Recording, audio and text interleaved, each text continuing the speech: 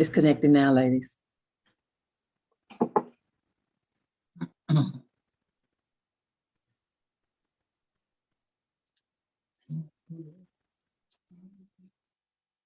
Asha, you're on. Hi, I'm Asha Shisha. Let the words of my mouth, let the words of my mouth, and the meditation of my heart be acceptable in thy sight. Wilt thou teach me how to serve thee? Wilt thou teach me how to pray? Our Father, which art in heaven, hallowed be thy name. Thy kingdom come, thy will be done on earth as it is in heaven. Give us this day our daily bread, and forgive us our trespasses as we forgive those who trespass against us. And lead us not into temptation, but deliver us from evil. For thine is the kingdom and the power and the glory forever and ever. Amen.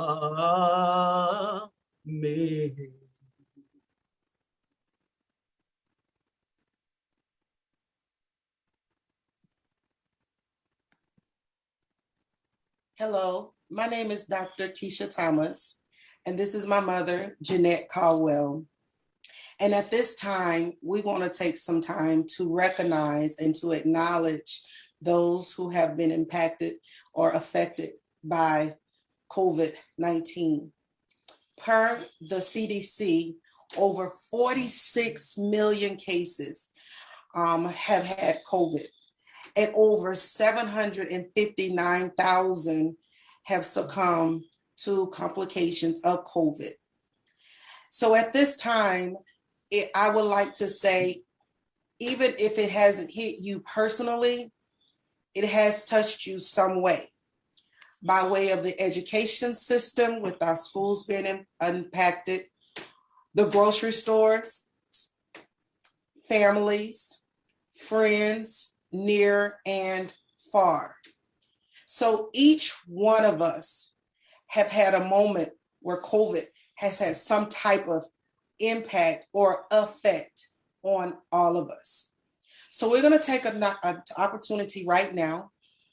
We're going to read some scriptures, and we're going to hold this vigil to honor those who we have lost and to recognize those who have been impacted or affected by COVID-19. So I'm going to proceed and read some scriptures of peace and comfort to those who have been impacted, to those in remembrance of those who have passed away. And I'm going to start with Psalms 91. And it says, "You who sit down in the high God's presence, spend the night in Shaddai's shadow, say this, God, you're my refuge. I trust in you and I am safe." That's right. He rescues you from the hidden traps, shields you from the deadly hazards. His huge outreached arms protect you. Under them, you're perfectly safe. His arms fend off all harm. Fear nothing, not wild wolves in the night, not flying arrows in the day, not disease that prowls through the darkness, not disaster that erupts at high noon, even though others succumb all around, drop like flies right and left. No harm will even graze you. You'll stand untouched. Watch it all from a distance. Watch the wicked turn into courts. Yes, because God's your refuge, the high God, your very own home. Evil can't get close to you. Harm can't get through the door. He ordered his angels to guard you wherever you go. If you stumble, they'll catch you. Their job is to keep you from falling. You'll walk unharmed among lions and snakes and kick young lions and serpents from the path. If you'll hold on to me for dear life, says God, I'll get you out of any trouble. I'll give you the best of care if you'll only get to know and trust me. Call me and I'll answer. Be at your side in bad times. I'll rescue you, then throw you a party. I'll give you a long life, give you a long drink of salvation. And that is Psalms 91. I'm going to proceed on and read a few words of confessions of your peace. And this one scripture is Isaiah 53, verses 3 through 5. And it says, Jesus, thank you for going to the cross for my peace, joy, and relief from grief, for taking my hurt, rejection, and sorrow. You were afflicted and smitten for me. You were wounded for my transgressions, bruised for my guilt and iniquities. And this desperate need for peace was laid on your body too. By the stripes that were laid on your back, I find healing for my body and soul. Deuteronomy 29:29. The secret things belong unto the Lord, but what is revealed belongs to me and my children. Reveal the reasons to me and give me peace in the process. Isaiah 26:3. It says, guard me and keep me in perfect and constant peace as I set my mind confidently on you. 2 Samuel 22:33. You are my strength and power, and you make my way perfect. And the last scripture that I will read is Psalm 16:11. And it says, God, show me the path of your life. In your presence, I find fullness of joy. At your right hand, I find pleasure. At this time, I'm going to turn it over to my mother, who is also going to share her personal testimony with COVID, as well as a prayer. Good afternoon, everyone. As I look back over the past year, because my family and I were so invested in church and in music, in choirs, in quartet singing, local and national. And as I began to see the deaths of the national artists that have succumbed to COVID, I had no idea how much it would impact me locally. Some of the gospel groups that we have been on program with for years not only lost one family member, lost 3 family members, and it just touched our hearts so deep. One family in our community lost 3 family members. And, you know, as a whole, our community was praying for those families. And in September, it hit my family. My nephew, 54 years old, lifted weights, he worked out, he was what you call healthy. And I saw him last in July. And we talked about the COVID vaccine, and his thought on it was, I want to wait on the numbers. And my thought to him was, I thought like you at first, but then God just showed me what I needed to do so I would not become one of the numbers. And I encouraged him to get vaccinated, and he said he wanted to wait. And when I got that call that he did not make it, I was already broken prior to that point, thinking all of my friends and family, other extended family that had lost loved ones due to COVID.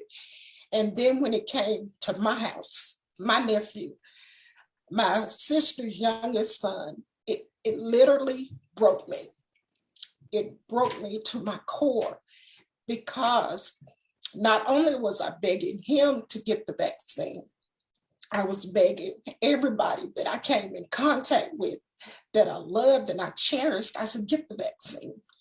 At least try to give your body something to work with in case you did catch COVID. And then when the Delta variants came along, it just made it so much worse. So to all the families, local and national, my heart goes out, because I know my heart is broken, and I know your heart is broken. And I want to just say a prayer for the families that have lost loved ones. And I found a memory prayer to just help me, because I get emotional when I think about it. It says, in memory prayer, Lord of life and love, as we give thanks for times past, grant us courage to embrace the present and grace to share the future. In memory of loved ones dear, kindle their flame to shine in the dark and light the path ahead. Show the way that lead to life as we cherish days gone by, and inspire us with the touch of love and faith and hope to live on. A lot of families are struggling to live on, because it's hard to fill in that gap of someone that you see daily or at holidays or picnics. So I'm asking you at this time, if you will just pray with me. Dear Heavenly Father, we thank you for the opportunity to stand in the gap for those that have lost loved ones so dear. We know so many kids are growing up without their fathers. So many parents are growing up without their children. It is just so much death around us, but we know who holds the light. And we know that death, if we believe in you, death is not the end. We know that we have life after death if we believe in you. Lord, I'm asking you to just continue to bless the homes of those that have lost loved ones. Just be the peace that they need. Be the understanding that they need. Not only they, be the understanding that I need, because some days I'm so broken I can't understand. But I know if I lead and live and lead and guide and allow you to guide me, everything will be all right. Lord, just continue to bless those families. Whenever they think about life without you, let them see the sunshine. Whenever they think of life without you, let them see the rainbow. Whenever they feel that they just can't make it another day without you, give them the strength to get up and go on and live another day. Let them testify of your love. Let them testify of your goodness. Let them testify of your grace, because we cannot make it without you. And today I thank you for giving me the strength to make it. On those days that I felt like I could not get up, on those days that I felt like I could not make it, but you gave me the strength. You gave me the power to just go forward. I didn't do it on my own. As I'm able, I just want to say thank you for being the God that you are. Amen, and thank God. Amen. And so at this time, we're going to lift and acknowledge some of the folks who we lost along the way. This list is not 759,000, but these are some that are and that were given to us for today.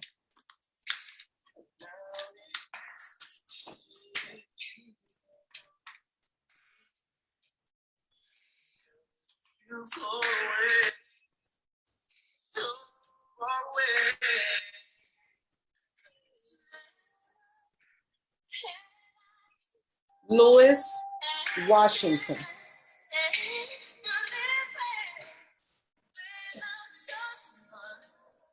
Sherry Barbie. Ann Abney. Patsy Wilson. Deloria Morris. Nadine Williams. Deborah Gay. Robin Neely. Anthony McLean. Ricky Caldwell, mother of Ricky, Elizabeth Caldwell, sister of Ricky, Dorothy Townsend, Steve Lewis, Tommy Posey, wife of Tommy, Angie Posey, Charles Slick Shelton, Johnny Spivey Jr. And again, there are more names that were not submitted out of 759,000. These were those that were submitted. But to those who were not submitted, know that you are in our hearts. You are not forgotten. You and your family are in our hearts, are in our prayers, are in our thoughts. We ask that on days in the future, that when COVID-19 comes, that you can remember what you can do to help those who may sit beside you, those who may walk beside you, those who you may talk to. Think about how you can be and make an impact on their life and what you can do as the days of COVID lies ahead. Again, we remember those who went on to be with Jesus. Those were fathers, those were mothers, those were sisters, those were brothers, those were children. Those were folks who belonged to somebody. And we lift them up today. And we acknowledge them today. And we thank God for them today.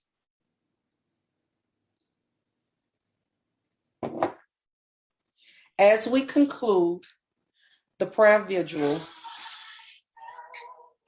on tomorrow is the National Vaccine Day. We ask that you send a picture of you getting the vaccine and send it to us, and the link will be posted, and you will receive a special gift. Again, tomorrow is National Vaccine Day. And so those of you who have not been vaccinated, and you choose to do so on tomorrow, you can send your name and information.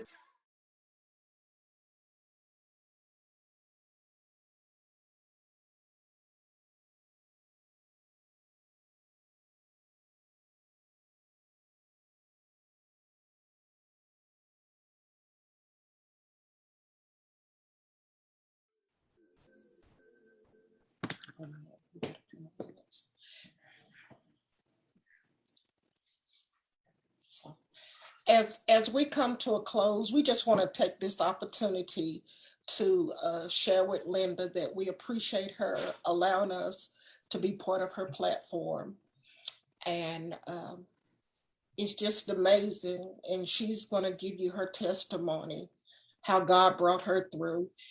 And she wants to be able to help make a difference in other people's lives, so their families and friends will not have to go through what her sons and her family went through when she was going through her crisis. And again, we thank Linda for allowing us to be part of her platform, because it's a great platform.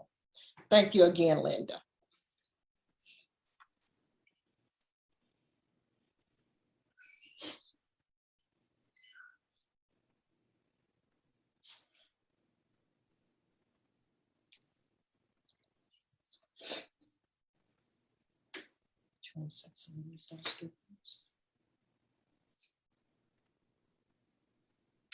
At this time, I think we are going to conclude our prayer vigil. The music that was played, we don't own the rights to that music, but that was Missing You by a multitude of vocalists who sang that song a few years ago. We hope that it inspires you and let the families know. We know that your hurt is our hurt, your pain is our pain. But hopefully, with the mission that Miss Linda, Auntie Linda, that I like to call, has put forth, can inspire those to help decrease the numbers of those who may lose a life in the future, or that hurt can come to a family. Again, we say thank you.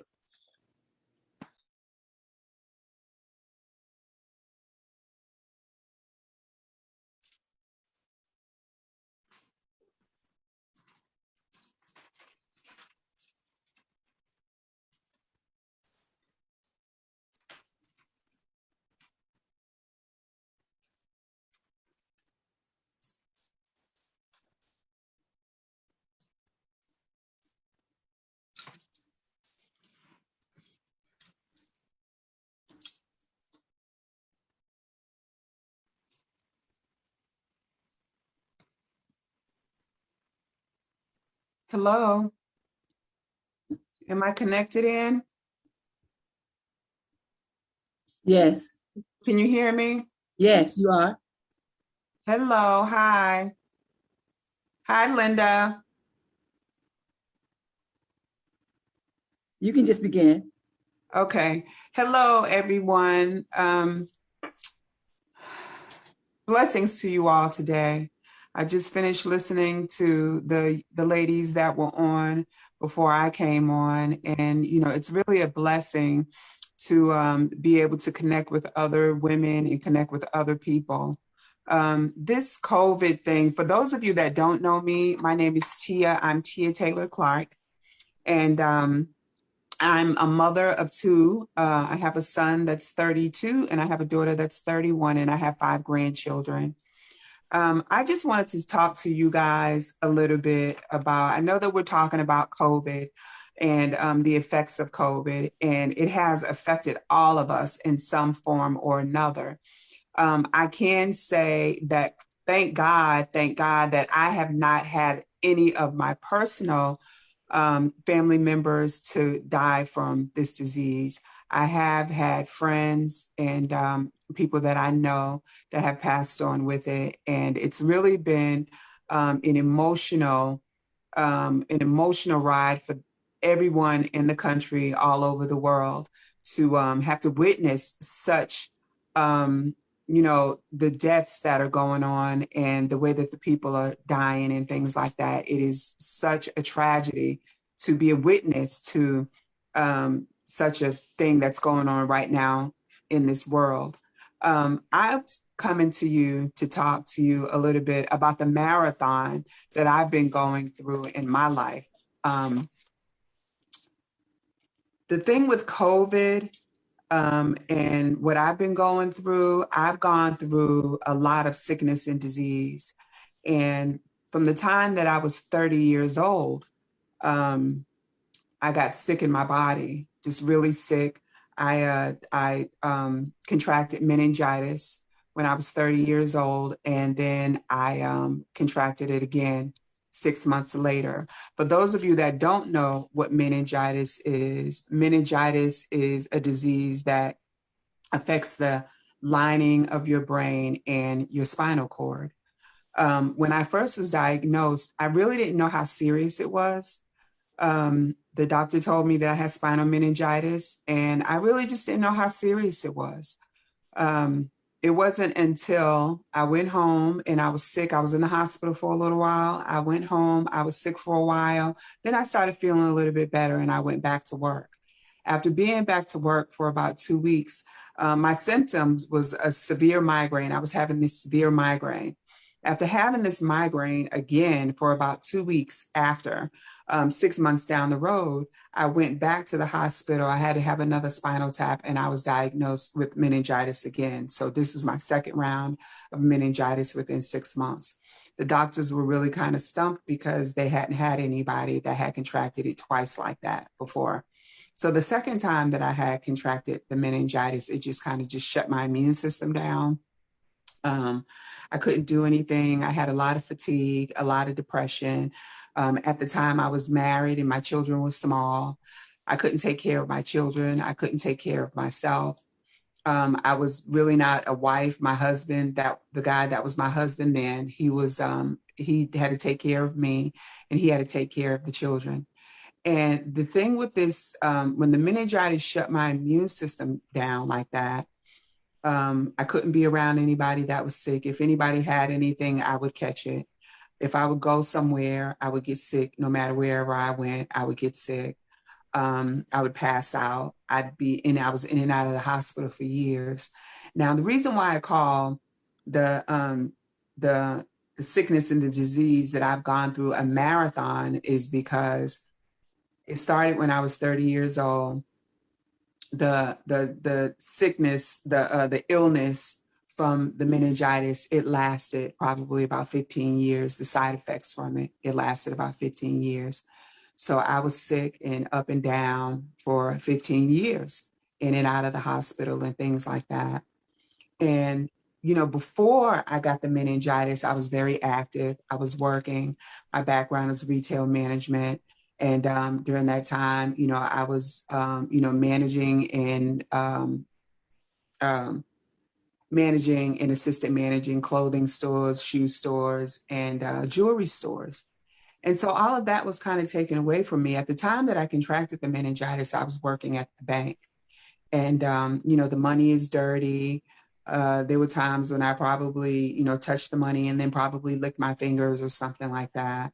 So all of that came to a halt. I wasn't able to work anymore. I was in school as well. I had to quit school, and everything in my life just completely changed. Now, during that time, I didn't think that I was going to be sick for 15 years. The first 2 years were the hardest. They were so hard. I knew God, but I didn't have a close relationship with God. Like, I didn't depend on God to get me through and to help me, get over the pain and the depression and things like that. Because, how many of you know that when you go through sickness and disease, and when you go through it for a long time, it can cause a lot of depression. It can cause a lot of anxiety, a lot of hopelessness, thoughts of suicide, addiction, nervous breakdowns. It can cause all of those type of things. Now, after being caught up in this illness for about 2 years, I started going through a lot of depression and anxiety. And through that depression and anxiety, I actually had 2 nervous breakdowns. I had 2 breakdowns. And I was taking so much medicine that most of the medicine that I was taking would make me fall asleep. And I was taking so much that I would just reach over and I would just grab a bottle. And it didn't matter what it was, because just about everything made me go to sleep. And that was all I wanted to do. All I wanted to do was sleep through it, sleep through the pain, sleep through the agony, the fact that my life had just, completely like plummeted. I went from being active to not being able to do anything, not being able to work or anything. So I spent a lot of days in bed, a lot of days at home. I spent months, sometimes at a time, months having one headache, like one migraine. I would have one migraine for 2 or 3 months, and how many of you know that is debilitating? That is very debilitating. It makes you, if I was suicidal, I would have killed myself. I'll say that. If I was suicidal, I would have killed myself. During that time, I wasn't suicidal. I was homicidal. I wanted to kill somebody else. Because of the pain that I was feeling. The thing about going through illness as well is that it doesn't just affect the one that's sick. When I was going through my illness, I felt very much alone. Like I said, I had my ex-husband, he was there, my children were there, but I felt very much alone. I felt like whenever I go to the hospital, whenever I had to have, after getting the meningitis the second time, I had to have routine spinal tap. So that means that I was going routinely and getting a needle stuck in my back. And, I had to give myself shots. I had to take a lot of medicine. And after a while, it really started messing with my psyche. It really did. All of the different medicines and things like that, they all started clashing and everything. And then before I knew it, I just couldn't think. I couldn't think. I was just out of my mind, couldn't think clearly, And so going through the illness, I never thought about how it affected my children or my ex-husband. The only thing that I could think about was like, not even really so much myself, because I almost couldn't think any further than one step in front of myself. I'd take a step forward and I'd take almost 10 steps back. So when I was going through that illness, I never thought about how it affected those that loved me, my children, my ex-husband, my mother, my sisters. I never thought about how was that affecting them, to see me down all the time, to see me in the hospital, to see me not being able to be active, So going through that illness, it was a very, very hard time in my life. It was a very, very low time in my life. I didn't like myself. I didn't like who I saw in the mirror. I didn't want to look at myself in the mirror. I felt useless. I felt like, I had nothing to offer. I felt like nobody understood. And I felt I was very, very lonely. I was very, very lonely.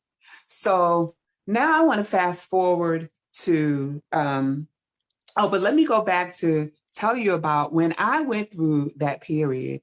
I finally called out to God. One day I had been sick for about 2 months straight.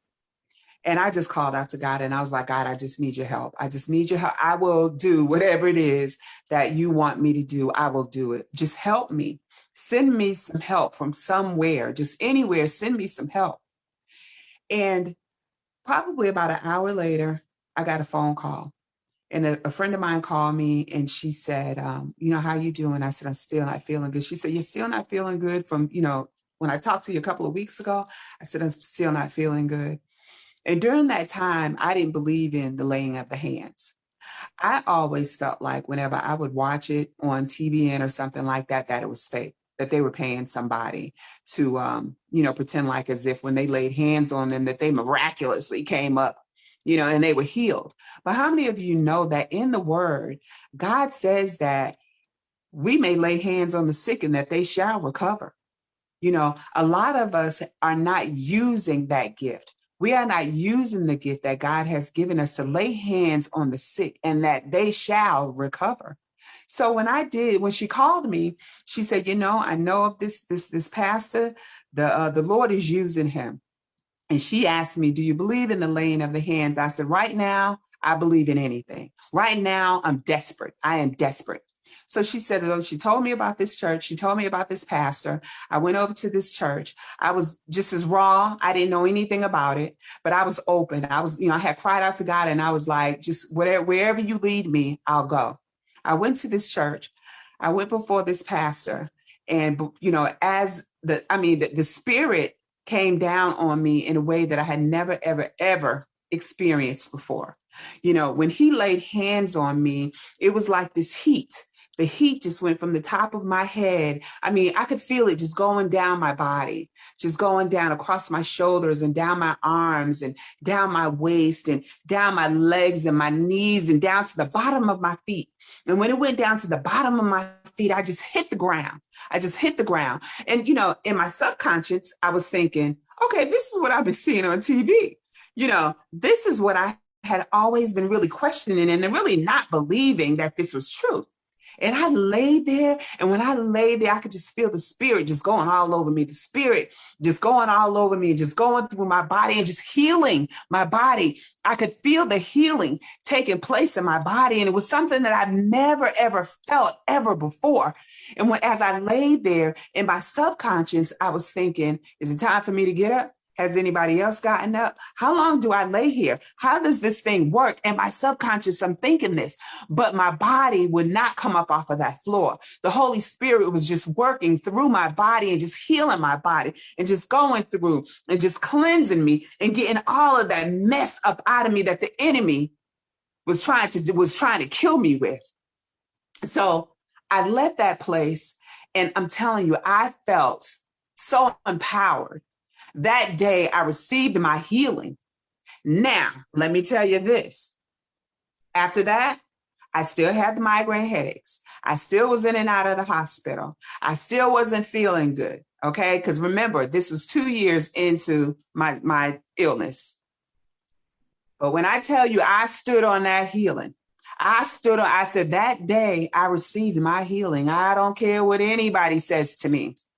I don't care if I'm over here and I still have a headache. I didn't say, oh God, I received that healing that day. Why am I still having a headache? I didn't say that. I just said, God, I received that healing that day. I received it, Lord. I received that healing, and I stood on it and I stayed on it. And people would say to me, when I would say to them, God healed me.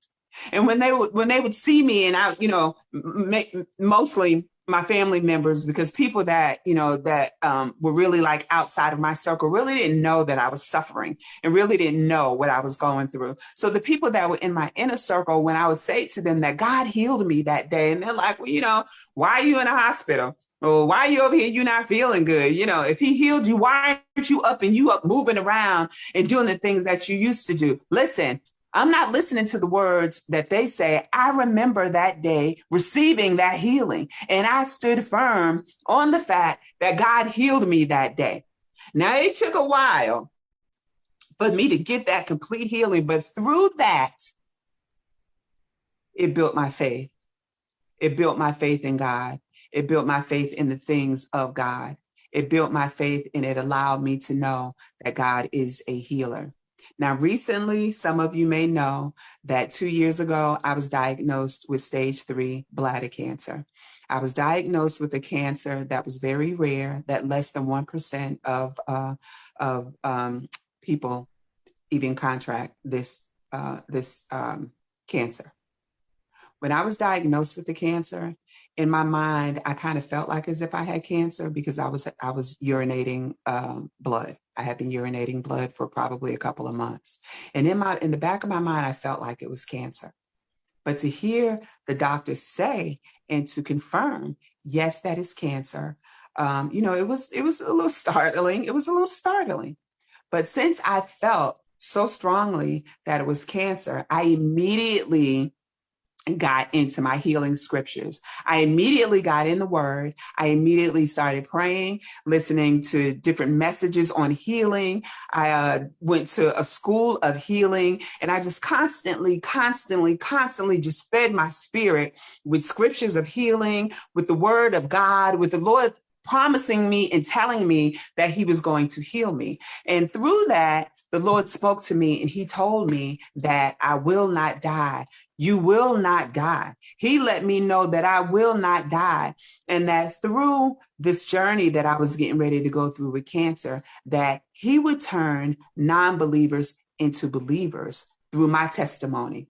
So the Lord spoke to me and he told me that he wanted me to share the first stages of me going through the cancer, going through the radiation, that he wanted me to share that on social media. So on social media, I shared my whole experience of going through radiation. It was 5 weeks, 5 days a week, 5 days a week, extensive radiation. Now, during that time, I was saying to God, okay, now, Lord, we got this thing going on, when you going to turn this thing around? I had it in my mind when God was going to turn it around. Okay, well, you're going to turn it around when I go back to the neurologist and they run a test. And when they look at this test, they're going to be like, oh my God, you don't have any cancer anymore. I don't know where it went. In my mind, I'm thinking like, okay, Lord, you're going to turn it around this time. Okay, so when I go back in here for radiation, no, they're going to be saying, oh my God, I don't see any cancer anymore. What happened? No more radiation for you. I'm like all up in my mind. So I'm thinking I have it all figured out when the Lord's going to turn this thing around, right? So come to find out that he didn't do it in the way that I thought he was going to do it. He did it in the way in which he had it established to do. He had a goal. He wanted to show non-believers. He wanted to turn those non-believers into believers. So I shared my testimony. I shared that time on Facebook. I let everybody on Facebook know I will not die. He will heal me. God is going to heal me. He promised me that he would heal me, and he has to do what he says that he's going to do. I am coming to you, God, and I am saying to you, these are the promises that you made me. You made me these promises. You had me share the promises that you've given me with other people. You told me that you are going to save me, that you will make me cancer-free, and that you will show non-believers, you will turn non-believers into believers, that they will be a witness to a miracle. They will be a witness to a miracle. So God, you have to do that. That is what I said. You have to do it. There's nothing else. You have to do it. Okay. So during that time, when I'm thinking that God is going to turn it around, like on one doctor, two doctor, no, what happened is they had to get a tumor board together because they didn't have any kind of, they didn't know what to do with it because they didn't have like any kind of, I'm losing my words here, y'all. I'm so excited. I'm just so excited about what God is doing. I'm so excited about what he's doing because granted, all of these things are going on in the world, but God is still the same. He's still the same. He's the same today, yesterday, and forever, no matter what's going on. And, the thing that we tend to forget whenever all of this tragedy and stuff like this happens, the first thing we want to say is, oh, how could God let this happen?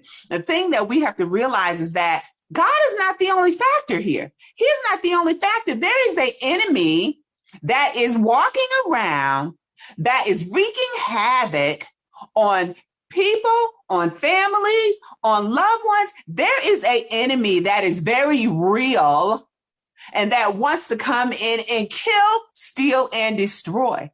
So when things like this happen with COVID and the deaths of our loved ones and things like that, y'all, let's not get it mixed up. Let's not get it, because God is a God of love, a God of peace, a God of understanding. He is not a God of hate, a God of death, a God of evil. That is not our God. That's not the God who we serve. Okay, so let's keep in mind that there is an enemy out here that wants us to think and wants us to believe that God is not available to us. That whenever we lose someone, he wants us to turn away from God. No, we don't turn away from God. We turn to God. We turn to him. So after going through that first illness and then coming through and going through this thing with this cancer, I'm telling y'all, I stood so hard on my faith. I stood on my faith until I did not worry. I wasn't afraid. When I tell you that I cannot believe how much peace I had going through this thing with this cancer, I had so much peace. Of course, I cried, I cried here and there, but I didn't cry because I was afraid. No, I cried because it's just a natural emotion. I didn't cry because I was afraid, because I was not afraid. When I would go to the doctor and they would say, oh, well, when I first went, he said that, you have this cancer. It's on the muscle of your bladder. We're going to have to take your bladder. I'm like, oh, shoot. Okay. I didn't know they was going to have to take my bladder. Okay. I'm like, okay, so how long is the surgery going to be? This and that and that. They said that the surgery would be a 6-hour surgery. It turned out to be 8 hours. I was in surgery for 8 hours. I was in the hospital for 11 days. I ended up having what was called a radical cystectomy. And with the radical cystectomy, they took all of my reproductive organs and they took my bladder. Now, I had a couple of choices on cognizance on how I could use the bathroom. I could either have a bag to the outside, or I could have what they call the Indiana pouch. The Indiana pouch is made up of part of my small intestines and part of my colon. So I decided, since I'm still young and everything, and I like to keep my sexy going, that I was going to go with the Indiana pouch. So the Indiana pouch, what it does is basically it's a pouch that, like I said, was built out of my small intestines and part of my colon, and it just holds the urine. It holds it to the inside. So now, instead of using the bathroom the way that we normally use the bathroom as women, I don't use the bathroom anymore like that. I now have to use a catheter, and I catheterize through my belly button. Now, that was a very emotional time, y'all. Don't get me wrong. Don't get me wrong. I was, after having the surgery, it was hard. And I even questioned, should I have done it? I started questioning myself, because it was a very, very hard surgery. When it was over, I of course had, I had a lot of mixed feelings, and, but the thing about it is that I stayed on my faith. I continued to trust God through it. Okay. He got me through. I was on a limited amount of pain medicine, because, the God that we serve, he can be our pain medicine. He was my pain medicine when I was in the hospital. I did pain medicine for about 5 days. And then the other 7 days, I wasn't on pain medicine at all. The other 6 days, I was the 11th day. I wasn't on pain medicine at all. When I came home, I wasn't on pain meds when I came home. It's not that I didn't have any pain now, but I didn't have so much pain that I couldn't call out to God and say, God, take this away from me. Take this away from me. Not only did he say that, I'm going to give you power to lay hands on the sick and make them well, he also said to me to lay hands on yourself. Lay hands on yourself and make yourself well. So what I started doing is I started laying hands on myself. When I started feeling a little pain coming, I'd lay hands on myself and I'd plead the blood of Jesus. Lord, you said that I can lay hands on myself and make myself well. So I started laying hands on myself. And through that laying of the hands of myself, the pain would just go away. It would just go away. And I would just be like, oh, thank you, God. Thank you, Jesus. So when I tell you all, that has been a marathon for me as far as sickness and disease is concerned, because it has been a part of my life since I was 30 years old. I'm 57 years old now. So it's been a part of my life for 27 years. But the only thing about it is that today, I know what God has promised me. I know what he tells me he'll do for me. I trust him. I believe him. I stand solely on my faith. And I know that I can go to him and be like, what's up, God? You said that this is what you're going to do for me. I'm expecting you to do it. And guess what, believers? He does it. He does it. So I just want to encourage you all today. I want to encourage you today. We're all going through something. Nobody has been exempt from sickness, disease, death. Nobody has been exempt. Everybody that you talk with today has been dealing with some kind of sickness, disease, or death in their family, in their household. And I just want to encourage all of you today to not turn your face away from God, to draw closer to him, draw nearer to him. For your loved ones that don't know him, introduce him to your loved ones. Introduce him to them so that they may have the same peace that we have, you know. And I just want to thank Linda, you guys. I want to thank Linda for building this platform today and for bringing all of us together today. She's gone through some things, and, you know, and I know that everyone's really excited to hear about, you know, how the Lord has brought her through, because it was definitely the hand of God that saved Linda's life. And I'm so grateful to the Lord today for saving her, because that's my girl. That's my girl. I might not talk to her every day. I might not see her every day, but that is my girl. You know, so as the other lady said before, National Vaccination Day is coming up on tomorrow. So those of you that have not been vaccinated, please go out and get vaccinated. I did get vaccinated, by the way. I was kind of wondering, should I, and stuff like that, because I was going through my recovery when COVID came through. And I did talk with my doctor, you know, since I had, the underlying issues. I spoke with my doctor. I prayed to my God, and I'm like, okay, you know, I know you didn't save me for me to die. Okay. So I did talk with my doctor. I have been vaccinated. I feel good about it. And I encourage all of you out there that haven't been vaccinated, get vaccinated. You know, you eat food, you take medicine, you know, you drink stuff. You don't know what's in it. You don't know what's in that medicine. You're trusting that that the pharmacist is giving you the right thing. You're trusting that the people who have made the stuff are putting the right stuff in there so that it'll work for your body, right? You know, you're trusting the farmers on the food, that they haven't put anything in the food, you know. So we're putting our trust in all of the things of man. We need to put our trust in God. And, you know, this vaccine is out here, and pray about it. Pray over it. Trust God and do what you got to do so that you can save your life. It's not all about just you. It's about the ones that love you as well. So tomorrow's National Vaccination Day. Go out and get vaccinated. Take someone with you. Send a picture of you getting vaccinated. You can send it to the link that's going to be down below, and you will get a special gift. I don't know what the gift is. I've been vaccinated, and I really would like to get a gift. Do I get a gift for already being vaccinated? Yes. I'd like a pre-vaccination gift. Okay. So you guys, I love you. You know, thank you for tuning in today. Thank you for taking out the time to listen to my testimony, and please stand on your faith. Stand on your faith. Trust God in all things. You know, he's the creator of all. So he's the fixer of all. You know, trust him today. So I'm getting ready to turn this over to Linda. I have 2 minutes left. Do I get to use my last 2 minutes or what? You know, I'm on a roll here.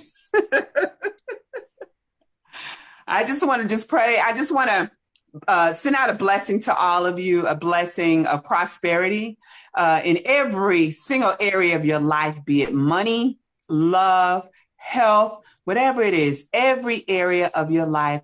I pray blessings over your life, prosperity over you and over your children and over your children's children. I love you guys.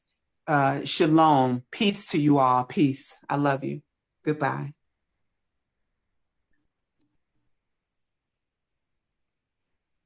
Thank you so much. Thank you I so love much. you. I love you I love back. you. I love you. I'll see you in 1 minute. All right. Okay, I'm watching.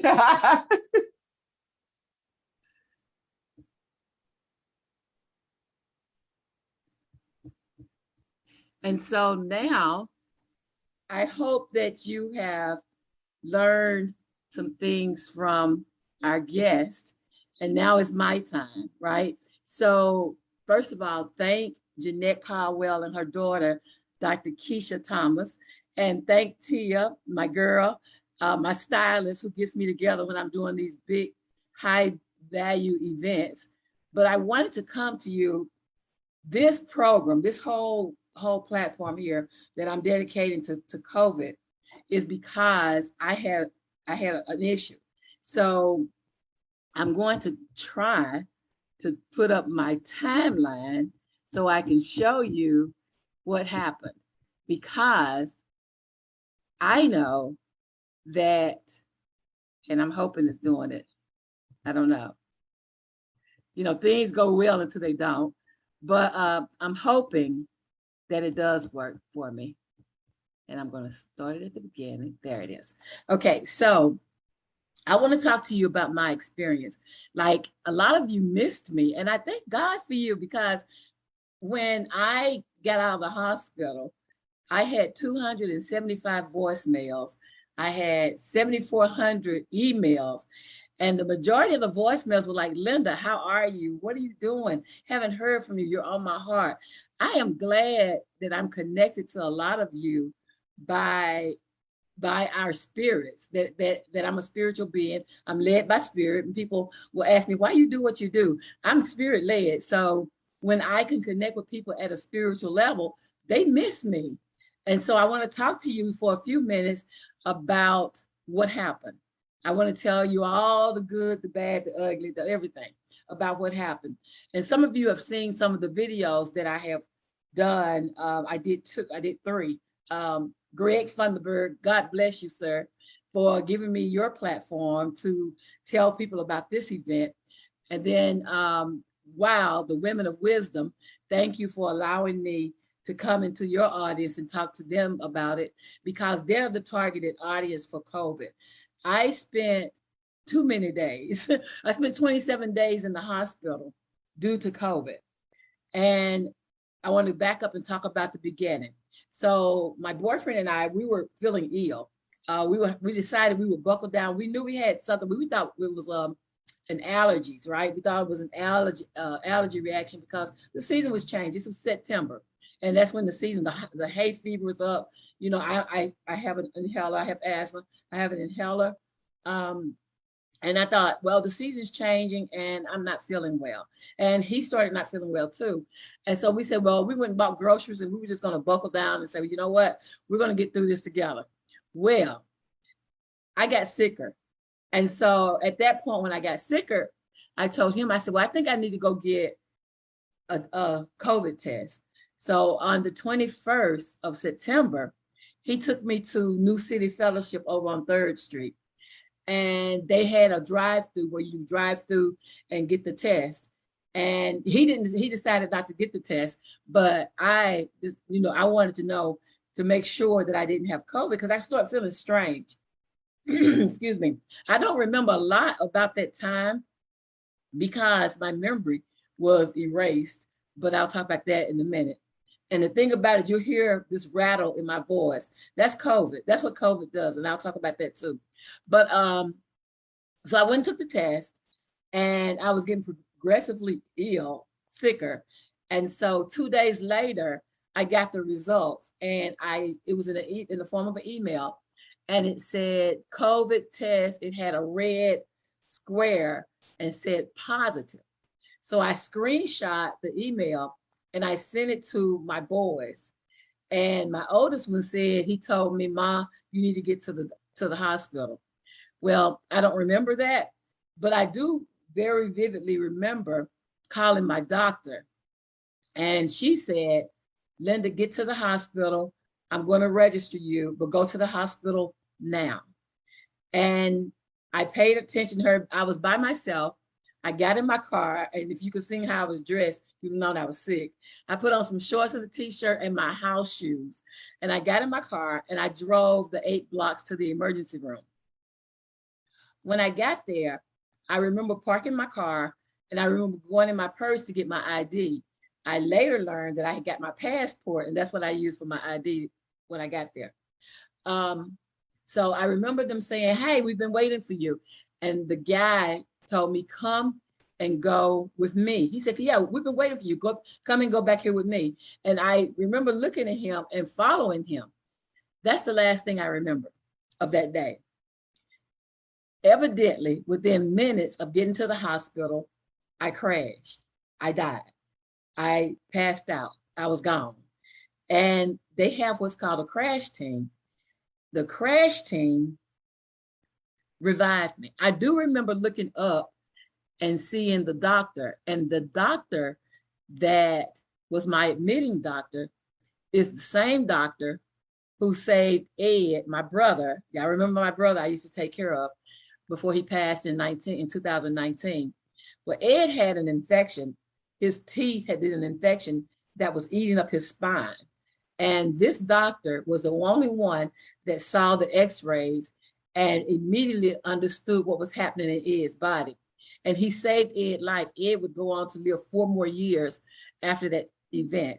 But he was dying. His head was crashing in his neck because his spine was being eaten by this serious infection. Well, the same doctor that found that back in 2014, 15, back then, was the same doctor who admitted me into the hospital. Glory to God. And he said, you looked at me as if you didn't know me. I saw him, but I didn't see him.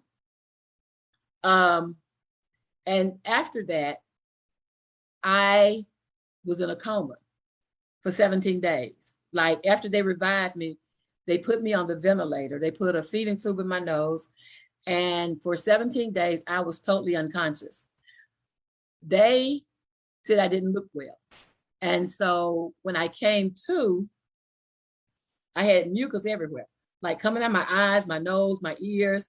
Like I can remember just touching things and just having this stuff on my hands, and being in ICU. I was in ICU for 20 days, and they would come in and check on me. I remember people coming in looking at me, and I couldn't move. All my muscles had atrophied. Me laying there for that period of time without movement, all my muscles in my entire body failed me. And so I couldn't raise my arm, I couldn't raise my legs, I couldn't do anything, but just lay there and just look. But while I was laying there and looking, God spoke to me. And he said, this was not for you. He said, you have to tell people about this, because this is the part that people don't know happens when you have COVID. Like, people don't know that you could die. Backing up about the vaccination, I am too smart for my own good sometimes. My boyfriend tells me that a lot, but I'm too smart for my own good sometimes. And so I used to hang out with the research manager at the hospital that I worked at for 7 years. And I learned some things about clinical trials. And so when the vaccination came out, I was like, okay, I'm going to let them do their clinical trials and get all the quirks mixed out and all the stuff done. And then I'll go get my shot. We were trying to open 2 businesses, and I was just busy doing that kind of work and then serving clients and working for my own self. But it was never that I wasn't going to get the shot. It was, I was delaying the shot. And so when I woke up and when I got where I could move my limbs, I received a phone call. I mean, I called my son, I called my oldest son, and I remember him saying, Mama, are you going to be all right? And it hit me like a ton of bricks, because in my thinking about delaying my getting the vaccination, I didn't think about what my absence would mean to my children. I didn't think about baby Sue and Chuggalugger, my youngest grandkids who adore me, how it would impact them if I got COVID and died. Like when I heard him, it kind of like a rush. Everything came like, you didn't think about them. You were just thinking about you and your business and these things you were working on, but you did not think about what will happen to the people you say you love if you're no longer here.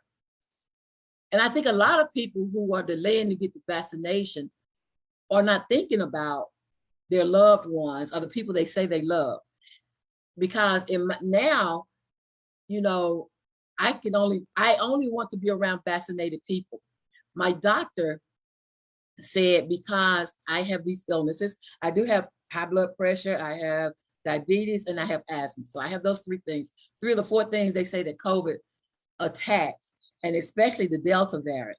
So I didn't think about, I was thinking, my thing was I was eating right. I was eating vegetables, mostly plant-based vegetables and things. And I was taking vitamins, the C, the B complex, the zinc, the D3. Like I was taking all those vitamins. I was taking 2 prescription drugs and 6 vitamins and minerals every day. And I thought that I could build my immunity up so that my immune system would protect me. But let me tell you, if you have comorbidities, if you have other illnesses that you are dealing with, your immune system is already trying to battle those because they're not normal, right? And so I could never get my immune system to cover those illnesses that I already have and fight COVID. And so I was a prime suspect for COVID to come in and do what it did. When I tell you COVID is deadly, it killed me. I mean, it literally killed me, and they had to bring me back. Who wants to leave their kids motherless? Like, I've been motherless since Christmas Day, 1968. My mom died Christmas Day of a similar virus, the Hong Kong flu. And so I know what it's like to be without your mom. I would not wish that on anyone. Now, you think of everything that you've learned since you were 9 years old from your mother. And I had to get those a different way. And, you know, I was thinking my kids are grown, they got good jobs, they're doing well in life, you know, they're making their way. I did not think about what happens if I'm not here. Because regardless of how old they are, and my kids are 47, 37, and 32, regardless of how old my sons are, they're going to always need me. Like, because they're never going to be as old as I am at the same time that I am. And so they still need direction. They still need someone to give them guidance. Again, I didn't think about any of that when I was delaying getting the vaccination. As I laid there on my back, unable to move, those of you who follow me, you know that I get these downloads from God. And some days I post all these different sayings and quotes and things that he downloads to me to share with other people. So when I'm laying there, I'm downloading what he's saying. And he's like, you need to tell people that this is not for them. This is for the people they're around, because they can become carriers and kill the very people who they say they love. Like, not intentionally, of course, nobody would do it intentionally, but who wants to be the person that has COVID and you end up killing your grandmother or your niece or your cousin or anybody that you say you love?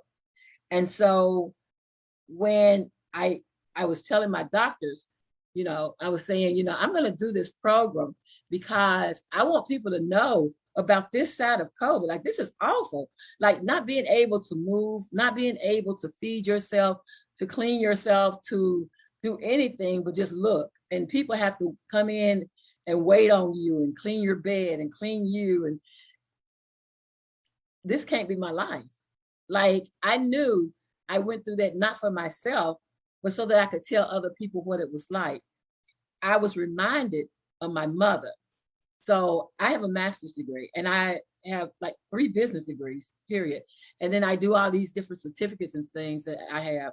And so I consider myself to be educated pretty well. But my mother had an 8th grade education.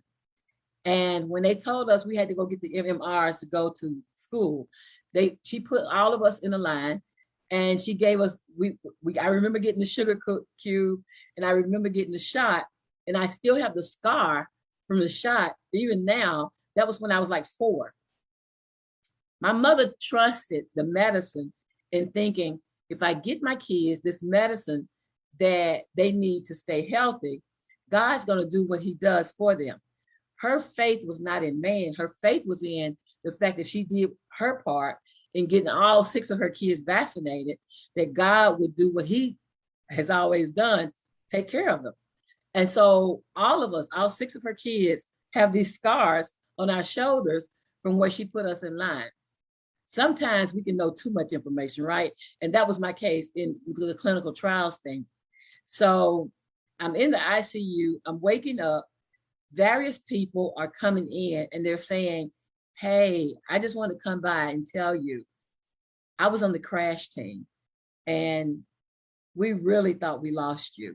And I'm just glad to see you. I'm here to tell you, I'm glad to see that you're still here because we fought for your life. And when I woke up, they were getting ready to put another feeding tube in my nose. And I didn't want that. My spirit said, you don't need that. So I told them I didn't want it. And she was like, what do you mean you don't want it? We have to give you food, nutrition, and medicine. I lost 50 pounds in those days that I laid there. Like my body was wasting away. I woke up and I didn't recognize my legs. My legs looked like chicken legs. I mean, they were really slender. And I had lost weight laying there. And they were going to put the feeding tube in to start trying to give me nourishment. I didn't want that. And then later I found out, and God bless Stephanie. Stephanie she was my speech pathologist. Stephanie was God sent to me. Even though I wasn't able to see my family because I couldn't have any visitors, God sent an army of people to encourage me and to tell me that that I'm going to be okay, that I've come a long way. That day when I woke up, she said, you know, you are the oldest living patient to come off the ventilator, because normally people your age die. And or they come off as vegetables. And I thought about that, and I thought, I'm 61. And you heard Jeanette and Dr. Kisha, you heard them talk about Jeanette's nephew. Like, he passed the week that I got sick, or right before I got sick. Right, well, the week I got sick, but not the week that I went to the hospital. And I just thought about, you know, talking to the doctors and things, and they're saying that this Delta variant is killing people in their 20s and 30s and 40s, healthy or unhealthy people who are unvaccinated. My doctor said our emergency rooms are full of unvaccinated people who come in and beg us to get the shot because they feel like it will give them another chance. Like, I've had people call me and say, Linda, I'm in the hospital, I have COVID and I'm scared, because even though they talk about the 98% that gets through COVID, what they don't talk about is what happens to the 98%. So you can survive COVID, which I did, but my blood pressure is off the chain. Like, I have to take a lot of different medicines to keep my blood pressure under wraps. At one point, my blood pressure was 199 over 106 or something. My blood sugars are off the chain. I can eat just anything and my blood sugar go to 400.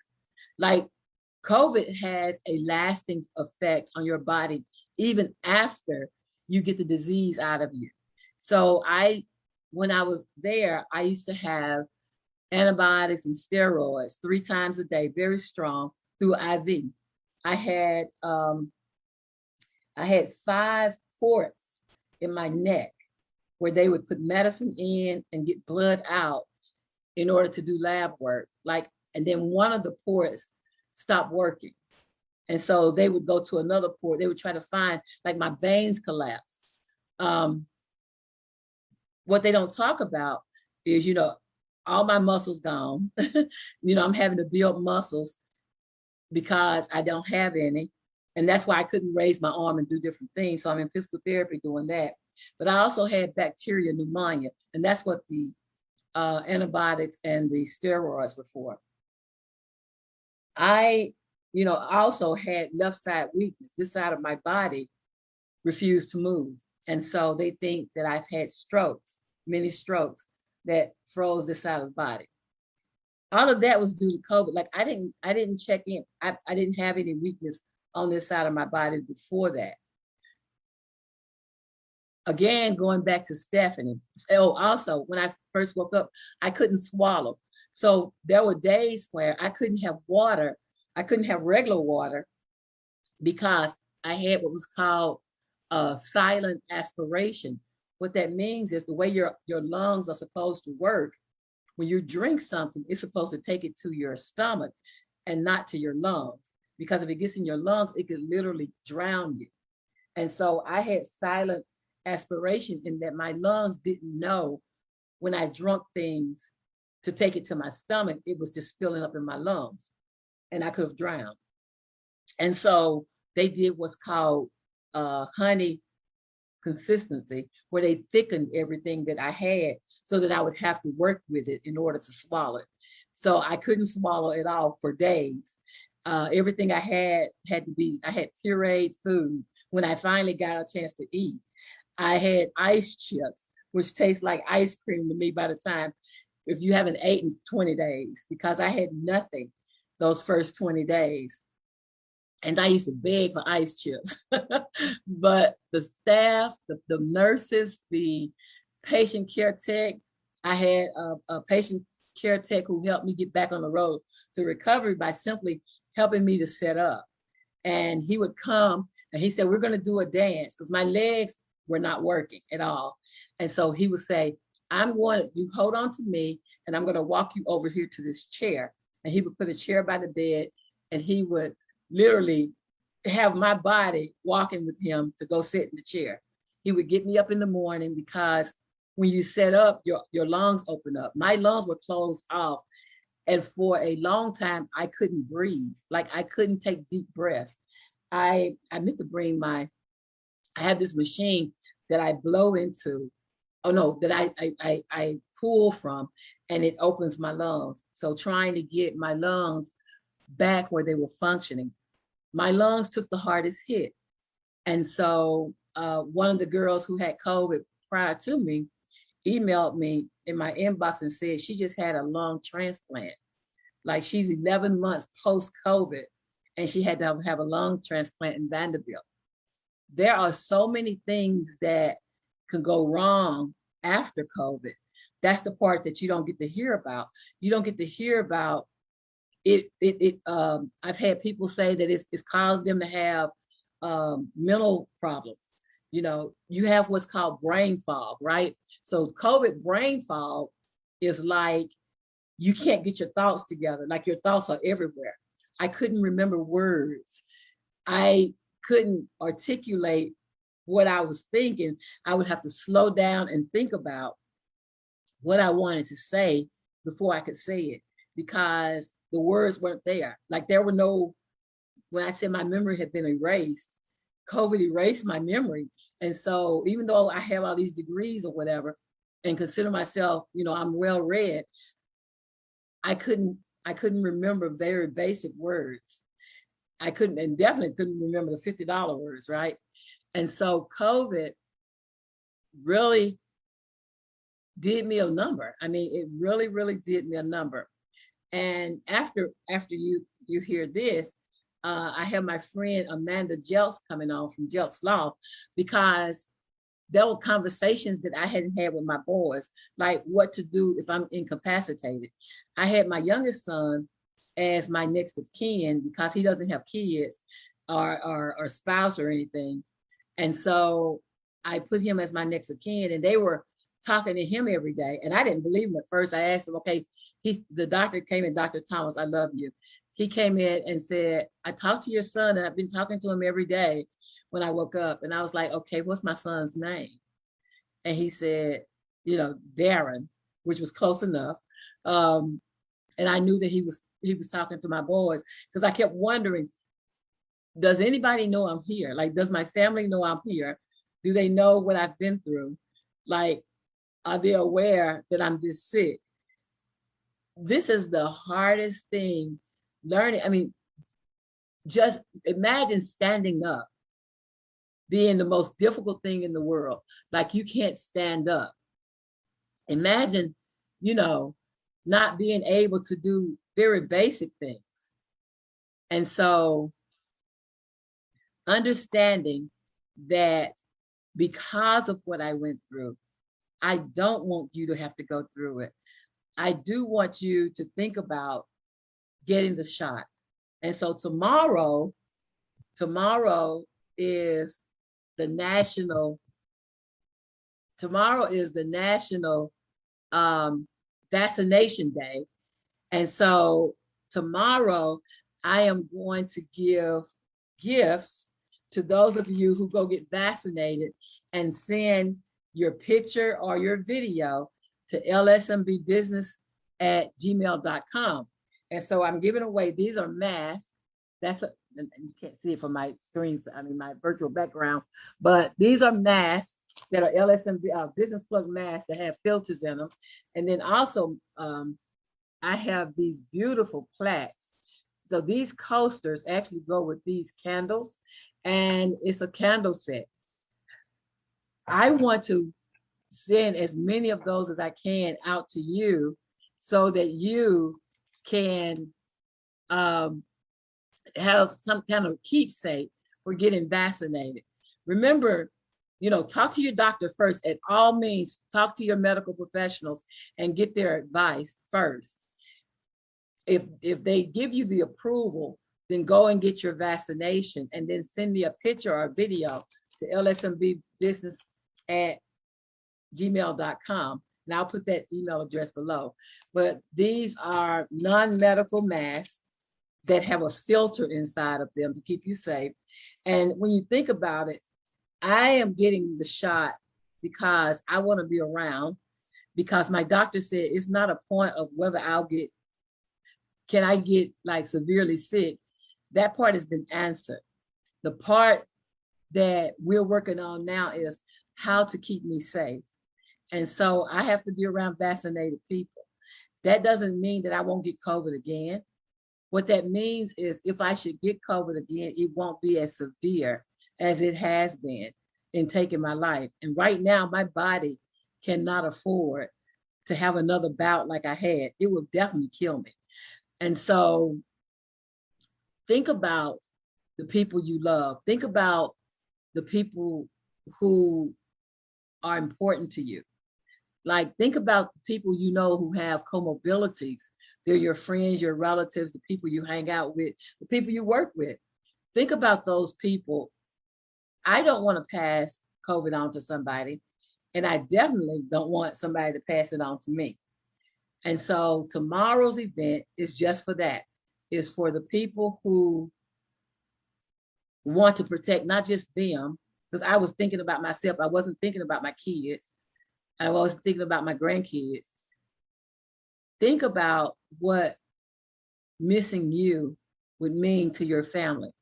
Think about getting a severe case, especially if you have comorbidities and things happening.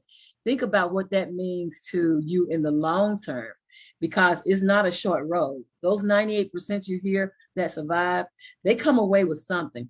I had talked to a young lady in Mexico the other day, and she was saying that she had broken bones, and since she had COVID, that COVID has aggravated where her bones were broken.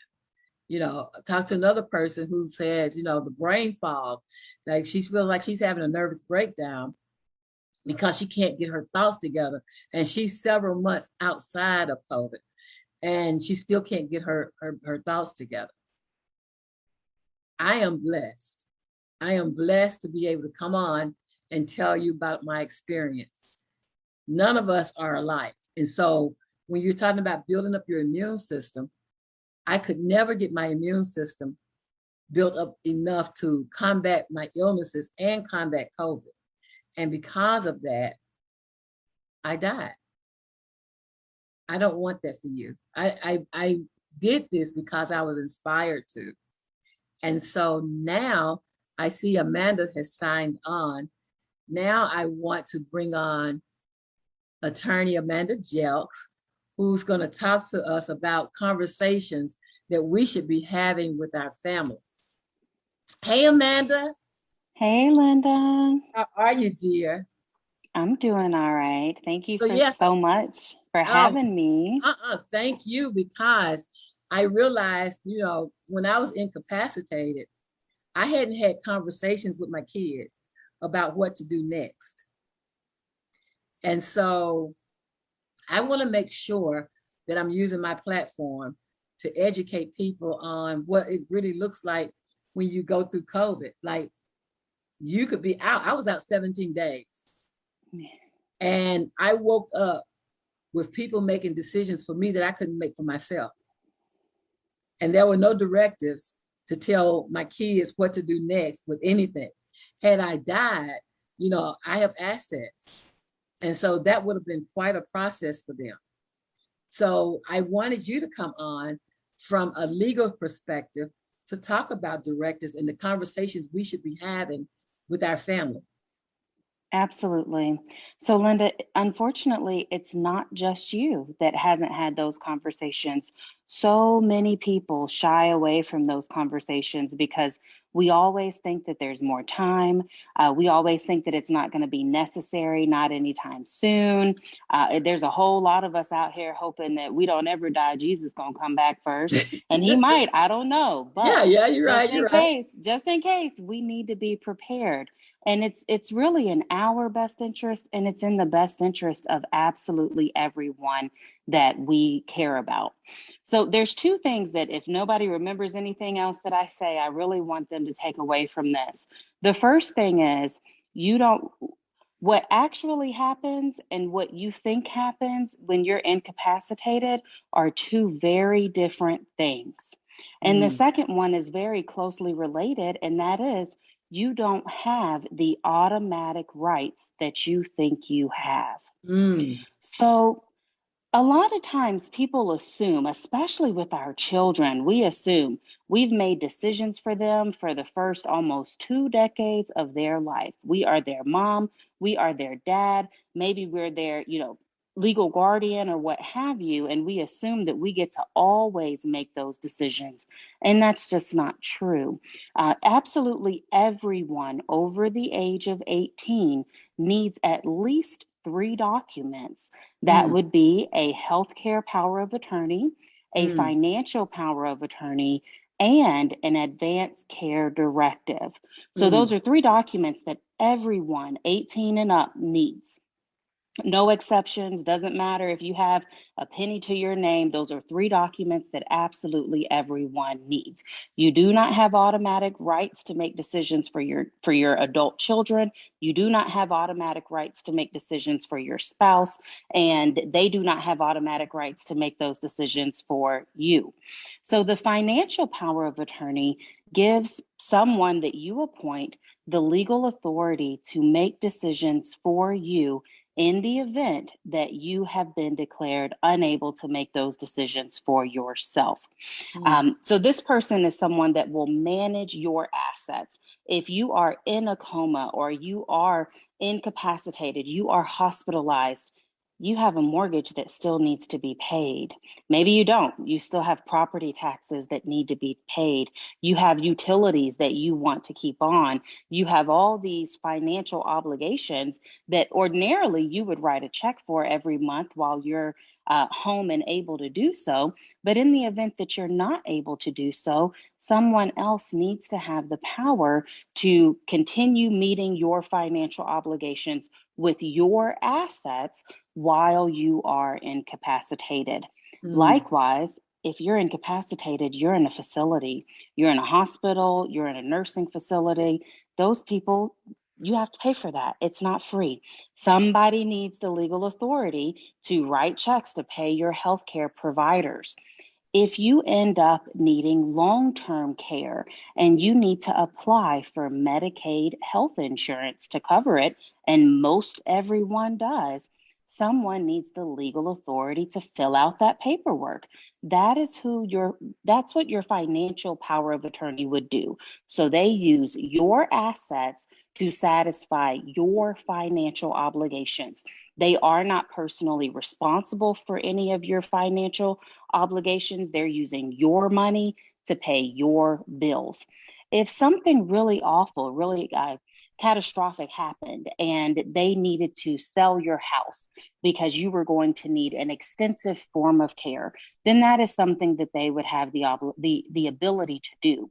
So they would have equal power to you to manage your money and your assets, but only in the event that you were declared unable to do so by a medical doctor. That's scary to a lot of people, especially when they hear they could sell my house. But we're only talking, hopefully, about a temporary authority. Absolutely. If you recover from your ailment, whatever it is that has you incapacitated for the moment, then whoever you've appointed as your financial power of attorney, their power goes away. So then we have to look at, who's the right person to appoint for your financial power of attorney? Well, the law allows you to appoint anyone that you want, except here in the state of Tennessee. And let me say too, I'm licensed only in the states of Tennessee and Georgia. So all of my knowledge in this area is limited to those two states. In our state of Tennessee, you cannot appoint someone that has ever been convicted of a felony. So as long as they've never been convicted of a felony, they have the legal authority to be appointed as your power of attorney if you would want. For people that are married, a lot of times they appoint their spouses as their primary power of attorney, but it's also a really good idea to have a backup person, especially if you and the person you've named first are together all the time. If there is a joint accident and you are both incapacitated, you need a backup plan. Now, what I see happen a lot especially with people that have adult children, they start wanting to name all of their adult children as their power of attorney to serve together. You can do that. You are within your right to do that. But that can be very difficult from a logistical standpoint for the children. Banks become really difficult to work with after one of their clients has been deemed incapacitated.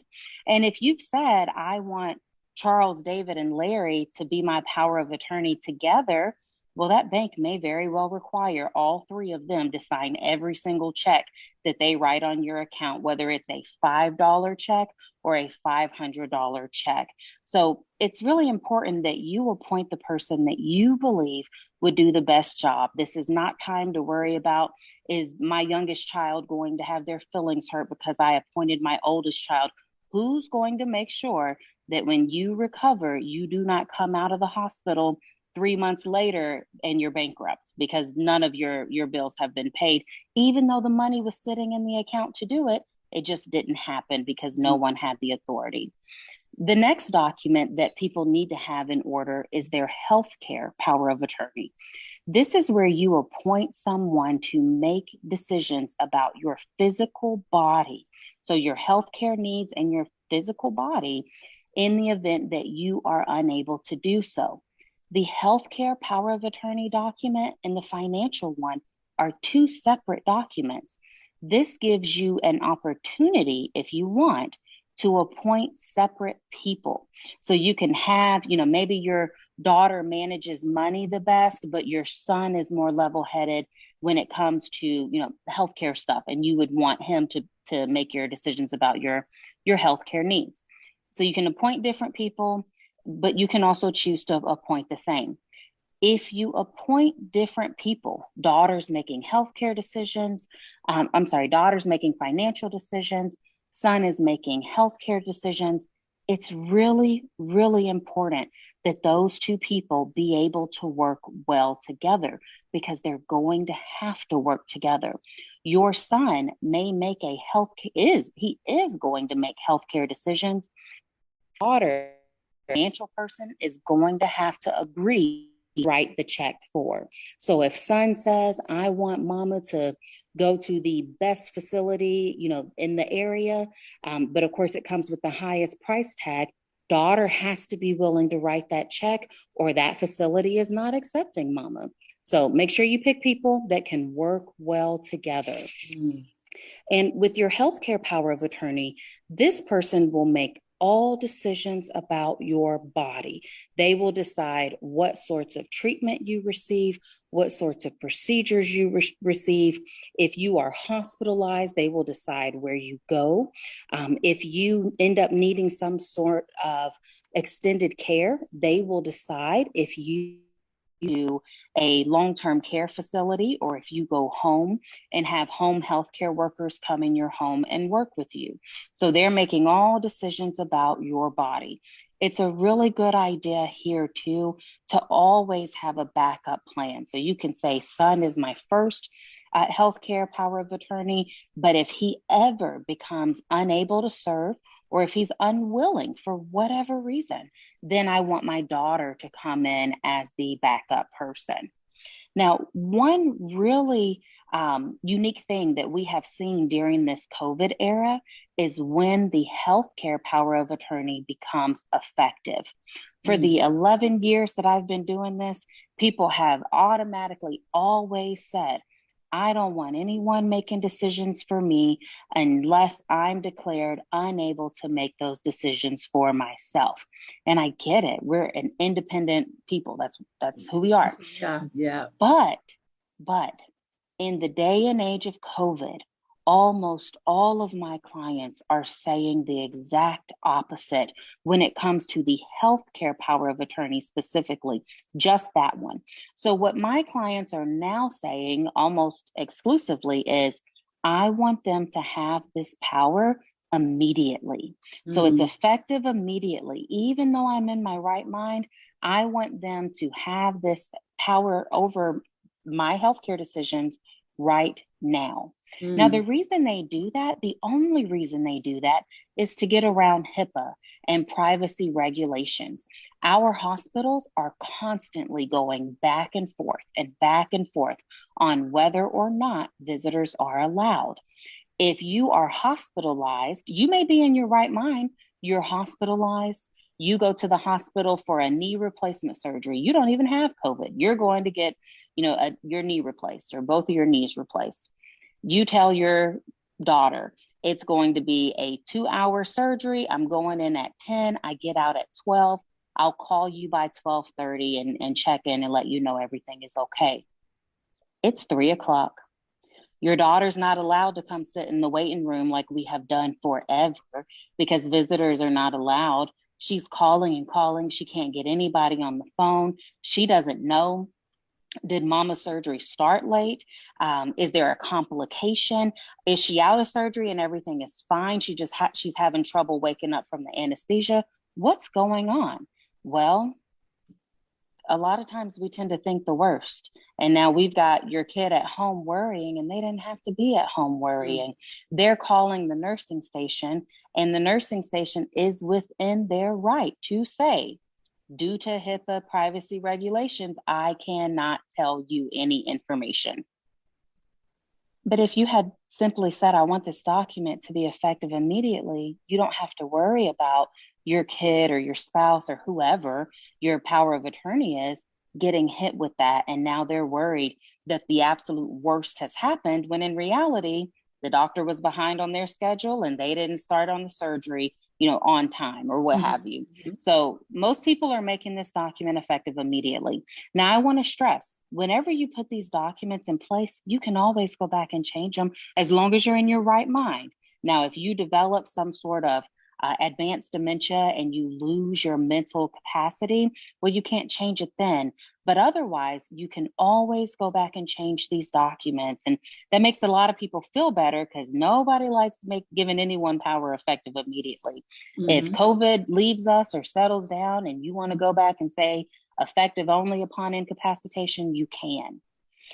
Now, one other thing that kind of works hand in hand with the healthcare power of attorney is the Advanced Care Directive.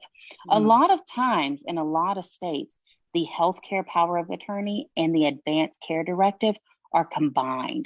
They are on one document because they both deal with your healthcare decisions. Your healthcare power of attorney can make any decisions for you regarding your physical body and your healthcare needs, except for the ones that you go ahead and make on the Advanced Care Directive. Now, most states, and certainly Tennessee and Georgia, have said that the Advanced Care Directives are so very important that absolutely everyone in those respective states should have access to them. So the state of Tennessee and the state of Georgia have their own form for Advanced Care Directives. You just go to the state website and type it in and it'll pop right on up. So that's how important this form is. They're handing it out to absolutely everyone, and we should all take advantage of it. This form asks some really, really tough questions, but once you address them, it's done. And unless you change your mind, you don't have to go back and think of it. So the first thing that it asks you is to identify certain conditions or certain qualities of life that you deem to be acceptable or unacceptable. It will ask you, is it acceptable? Is it an acceptable quality of life if you are permanently unconscious, and it gives you a definition, keyword, permanently unconscious. It also asks you the same thing about being permanently confused. So think advanced dementia or Alzheimer's. Is it an acceptable quality of life if you have to depend on someone else for all of your daily activities, like walking, talking, eating, bathing, putting your clothes on, etc.? And is it an acceptable quality of life if you have an end stage illness that is not likely to improve despite the best treatment that is available? Now, sometimes people read that and they stop there because they're thinking, what are they going to do to me? If I say, yes, it's unacceptable to have an end stage illness, lots of people have end stage illnesses. What are they going to lock me away and come back and check on me months down the line? What's going to happen? Well, you can't stop there. That's just asking you to define what's acceptable and unacceptable for you. If you say any of those conditions are unacceptable, that's when we go on to the next section, which then asks you to identify, to say, for the unacceptable qualities of life, so the things you said were unacceptable, if you're in that condition and you need life support, do you want it or do you want it withheld? If you're in what you have defined as an unacceptable quality of life and you need CPR or feeding tubes or IVs, do you want those things or do you want them withheld? It also will ask you, if you have an unacceptable condition, unacceptable quality of life, and you develop a completely new and unrelated condition, do you want it treated or do you want to let it take its natural course? So an example of that would be, if you say it is not acceptable to continue to, it's not an acceptable quality of life if you are permanently confused. Well, if you then later develop pneumonia, that's unrelated. Do you want them to treat it or withhold treatment? So if you make any of those decisions for yourself, then your healthcare power of attorney cannot later change those decisions for you because you have already spoken on those respective matters.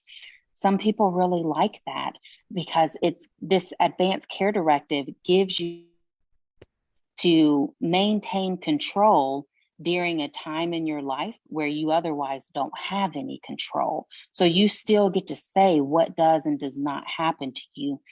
It also makes it easier on your family because they're not having to guess, what would you want in this situation? You've already told them. They're emotional, they're upset, they don't want to. It's hard enough to know that someone you love is in an awful situation, and then to now have to make these really heavy, serious decisions for them, not knowing what they want, that's really difficult. And then if we take it a step further, if you have children that don't see eye to eye, and one of them is saying, yes, do life support, and the other one is saying, no, that's not what mama would have wanted, now we've got a conflict. And now you've got your only two kids that have a huge conflict developing between them. And you're in this, what they really need to be doing is tending to you, spending time with you, processing their own emotions and grief and so forth. But instead they're fighting. They're fighting because they don't know which decision you would have wanted for them. So it's so much easier to just have this documented and no one has to guess, what does mama want? It doesn't even matter what they want. They need to know what it is that you want for your life. Now, for people that have children, minor children, there's an additional document that they need. And people, unfortunately, are making the assumption that that you just nothing bad happens to you until you get to a good ripe old age. And that's not true. And COVID does not care. It does not care if you are 8, 18, 88. It does not care. If you have minor children, or if you have someone with special needs that you serve as their legal guardian or conservator, so that person may be an adult, but you're their legal guardian, Mm-hmm. You need to have powers of attorney set up for them. If you are a single parent, so maybe you're a widow or you're a single mother and you have minor children under your care, if you are hospitalized for a significant period of time, someone needs the authority to take that child to the doctor if they need to go to the doctor. Someone needs the authority to make emergency medical decisions on behalf of that child if it needs to happen. Someone needs the authority to make educational decisions for that child, to communicate with the teachers, to go to the parent-teacher conference, to check on the child's grades. If you get incapacitated right before school starts, so you're incapacitated in July, someone needs the legal authority to enroll your child in school. So for those of us with minor kids, you need your financial power of attorney, your healthcare power of attorney, you need your advanced care directive, but you also need powers of attorney set up for your children so that they are not left in limbo if you are not there to make those decisions or sign those documents for them. Now, that's good information, all of that, because these are conversations we're not having. Mm-hmm. I mean, because we think we have time, and you're right, the ripe old age, we think we're going to live a long time. And so there'll be time to have that when it happens. But when it happens, it's too late. Yeah, you're right. You're absolutely right. And, the law has a backup plan for what happens when we don't have those documents in place and our affairs in order, but that backup plan is not friendly. If a person gets hospitalized, if a person is incapacitated and they need someone to make decisions for them and they don't have a power of attorney, there's only two options. Either the doctors use their discretion to allow their next of kin to make those decisions, or we have to go to court. Now, doctors, a lot of times people assume, well, that's my husband. I have an automatic right to make decisions for him. You don't. Doctors have the discretion. They are allowed to choose when to allow your next of kin to make decisions for you.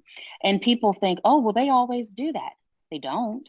And the reason they don't is because there's not so many lawyers have been sued, not lawyers, so many doctors get sued all the time. People are sue happy, especially where we live. People are filing lawsuits left and right against doctors and hospitals and medical providers for any and everything. They are afraid that they may get sued. So they may not always allow your next of kin to make that decision. And what I have seen is when they don't allow your next of kin to make decisions, most often is when you have more than one. So you have two children and your son is saying, yes, do this. And your daughter saying, you better not do it. Or your husband is saying, yes, do this. And your oldest child is saying, absolutely not. Well, who does the doctor go with? The doctor doesn't know who to go with. And if he goes with husband, son suing. If he goes with son, husband suing, especially if you don't recover. So those are the situations where we have to go to court and we have to ask a judge to appoint someone to make those decisions for you. Now that person, it's much like a power of attorney, but we call them conservators because they are court appointed. The issue there, one, it can cost several $1,000s to get done. And it's something that happens really quickly because you're in an urgent situation. So it has to happen really quickly. But beside it costing a whole lot of money, another issue is you don't get to choose who the judge appoints as your decision maker. The judge gets to choose. And the judge is tasked with choosing who they believe to be in your best interest. And they may very well decide that the person that is in your best interest is someone you've never met in your life. Judges have the ability, and they exercise it all the time, to appoint third parties to make those decisions. On 2 occasions, even though I didn't want to do it, I've been appointed to make those decisions for people that I have never met before in my life until I started making those decisions for them. And of course, by that time, I met them when they were incapacitated, unable to communicate with me. But there's an entire, there are entire, when they appoint someone like that, it's almost always a lawyer. There are lawyers in every area that only serve as conservators for people that didn't have their powers of attorney set up. That is how often it happens. So it's really, really, when you do your own documents, you can choose whoever you want. As long as they don't have a felony record, you can choose whoever you want. But if a judge gets involved, the judge is going to make an independent analysis of all the people that are raising their hand and saying, hey, judge, pick me, I want to do it. And if the judge doesn't believe that any of them are capable of making the best decisions for you, they will appoint a third party. And that's really not what you want. And it's entirely avoidable. Yeah, I was conservator for Ed, my brother, for those 29 years. I was co-conservator. My dad got me to sign with him. But yeah, because all those directives that you talk about, we had to have, because the law changed. You know, I was appointed in 85. And then the law changed that they split up the medical and the financial, and you had to have both. And so for that reason, they had to go back and rewrite my documents to make sure I could make both decisions for him. But you want to have as much control over you as possible.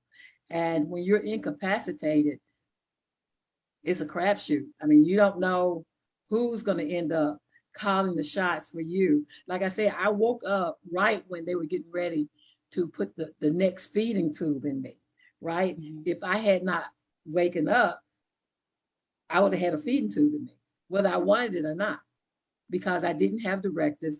My kids didn't have the authority to make decisions for me. And so you have to think about that. And that's why I'm so glad that you agreed to come on and talk about this, because these are conversations we're not having. And with COVID, you could be incapacitated for a very long time. Like, I'm still on oxygen. I'm still having medical issues that need to be taken care of. And if I should, you know, my lungs aren't well, they were hit pretty hard. So those are conversations that we need to start having with our loved ones, the people we say we love, for us and for them, to make sure that we're covered. Like, what happens? What happens to your assets? What happens to you medically or financially? Who do you want to be? You know, a lot of us will put another person on our checking account with us that gives them, you know, the approval to write checks or whatever. But you will need to make it sure that if you want to have your level of desires fulfilled, that you have legal documents in place that support your decisions. Yeah, and Linda, I'm so glad that you mentioned that. And I know our time is coming close, but I have to put this out there.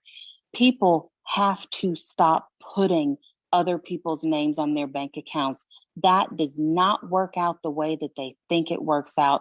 And when people do stuff like that, they do it because they think, oh, well, if I just do this, then I don't need that document. You still need that document, and you need to go undo that at that bank. So what people don't understand is when you put, and I've got a whole article written about this, when you put somebody else's name on your account, that's their money. That is 100% their money. If they go through a divorce and they have to split assets 50-50, guess what? That includes your account, because that is their money too. And it doesn't matter if you can prove the only money that ever got deposited in that account is your Social Security check, and that's it. It don't matter. And I have these conversations, unfortunately, all the time and it's usually with much elderly, very elderly women that have put their a child's name on their account, and now their child got into a car wreck and they're being sued, and the mother's account is being garnished, and she needs every penny of that Social Security check to live on. It does not matter. You put their name on that account, they are a joint owner of 100% of the funds in that account, and they will take it. So it matters if your child goes through a divorce. It matters if your child owes child support. It matters if your child has debt, whether it's in the past or they start accruing it now. It matters if your child gets into a wreck, and it matters if you die. Because when you die and you have somebody else's name on your account, what's in that account is theirs, 100%. And people will say, but look, mama had a will and it said SunTrust checking account 12345 account number gets divided between all 5 kids. It don't matter, because the moment mama died, the other joint owner became the sole owner. And that's never what they intend when they have multiple kids. But I can't fix that. There's too many things that can go wrong with having a joint owner on your account. Have your financial power of attorney, take that document down to the bank and make that person an authorized signer on your account so they can write checks on your account, but they don't own that account. So all those bad things that I just mentioned can't happen. But that's it, Linda. I had to throw that in there. I appreciate that. And you and I talked about probate. Yeah. We talked about probate, and you said you're starting to see women in their 50s. Yeah. So now COVID has been such a trying time, such a trying year and a half and counting for so many reasons for absolutely every one of us. At my law firm, we do mostly estate planning and probate. Probate is what happens after you die. It's how we take assets out of the deceased person's name and give them to whoever you meant to inherit them. We've never filed so many probates as what we're filing now. And it's, everybody wants their business to boom and be successful and make money, but not like this. We didn't want it like this. We didn't want it not like this, because what happens when those families come to see me, they have always lost someone that is usually the most important person in their life. And, it's different. It's different when the person that they're losing was 87 years old. It's different. They lived a long, full life. Nobody was really shocked when it happened. But when every day, at this point, I'm looking into getting my team members counseling opportunities for themselves, because every day we are hearing a traumatic story from a potential client or an actual client that has just lost someone that it just didn't feel like it was their time yet. They weren't done raising their own kids, whether their kids were, babies, teenagers, or in their early 20s. We still got to raise these early 20-year-olds. They ain't grown. But, there was still so much life to live. We're working with a whole lot of elderly men and women who are having to probate for their children who are in their 40s and 50s. And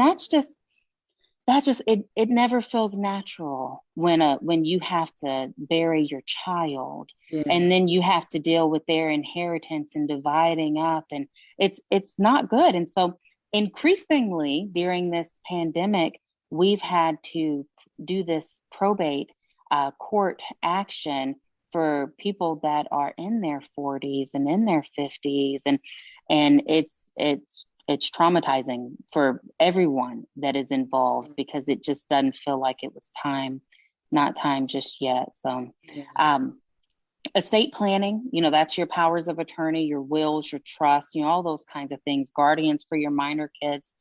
Nobody likes to talk about that, but you have to. You have to do it. Having your affairs in order is the last act of love that you can give the people that you're leaving here on earth, because it's so hard talking to someone that just lost their spouse or their parent or their child. And now we're having to talk about what's going to happen for the next 12 months in court, because that is how long it takes. We have to talk about what's going to happen in the next 12 months. And I've got to give them a to-do list of documents to gather and things to do and phone calls to make. And so much, when in reality, I wish they could just curl up in the corner or curl up in their bed and grieve this really important loss that they just had. And, there's ways to minimize what probate looks like, and there's ways to eliminate probate entirely, but you have to have a well thought out estate plan to make that happen. So the time is now. There is no better time to get your affairs in order. It is not fun thinking about what happens when you die, but usually it only takes a couple of weeks, 2 or 3 weeks, to get the documents in place, everything signed, and you don't have to think about it anymore unless something changes for you. So it's something we all need to do. Absolutely, absolutely. I am so grateful to you for coming on and helping us to learn about those conversations that nobody likes to talk about death, but it is very important that as we gather our assets, as we work hard for all these things that we want to have happening in life, that we put controls in place to protect us and to protect those things that we have worked for. So right. I appreciate you. I really, really do. I thank you for spending this Sunday afternoon with us, educating us on the conversations we need to have. And hopefully by now somebody is scheduling a family meeting so that they can have these conversations with their family. And it doesn't matter how old you are. Like you said, somebody over 18. If you're over 18, there are conversations that you need to have. That's right. While these kids are home for Thanksgiving break from college, they need to be filling out those documents. Yeah. So that's a very different way of thinking about it, but it's necessary because in this COVID era, we are facing things we've never faced before. And people are just dying. And in Tennessee, I looked, I think it was 3 weeks ago, I looked, and it said the death rate in Tennessee was up 56%. That's a lot. That's so much. That's a lot. That is a lot. And so we want to make sure that we're doing our due diligence and putting those things in place that we as adults should be putting in place. That's right. You and I will have an appointment. We will have an appointment, and I will talk to you later. Again, thank you. Thank you. All right, sounds great. Thank you so much, Linda. Have a good evening. Right. You too. Thank you. Bye-bye. Bye-bye. So again, you heard what she said about those directives. Those are conversations we all need to have with our family to decide what we need done and those things that we need done. Again, tomorrow, I am going to get my vaccination. And let me tell you about that. So the reason I have to do it tomorrow is because after you've had antibiotics and steroids, you have to wait 30 days before you can have a vaccination. And so tomorrow is the first day that I'll be able to get my vaccination, and I'm going to get it. If you go to get one too, you can send me a picture or video to lsmbbusiness@gmail.com. And my gift team has created these beautiful plaques. Look at that, that's so pretty. And on the back, it actually has a scripture. It's by Revival Arts. Trying to get it where it shows. There it is. Revival Arts has made these beautiful coasters. They have scripture on the back, and the Revival Arts, the arts with a purpose. Or you can get, this is a face mask that actually has a filter in the mask, so it's thick enough to catch anything that will come at you and to keep you safe. My name is Linda Murray Bullard. They call me the Business Plug. And today I have used my platform in order to educate you about COVID and the things that are happening out here in these streets. I thank you for spending your time with me, and I'll talk to you soon. You all have a great rest of your Sunday evening. Bye-bye.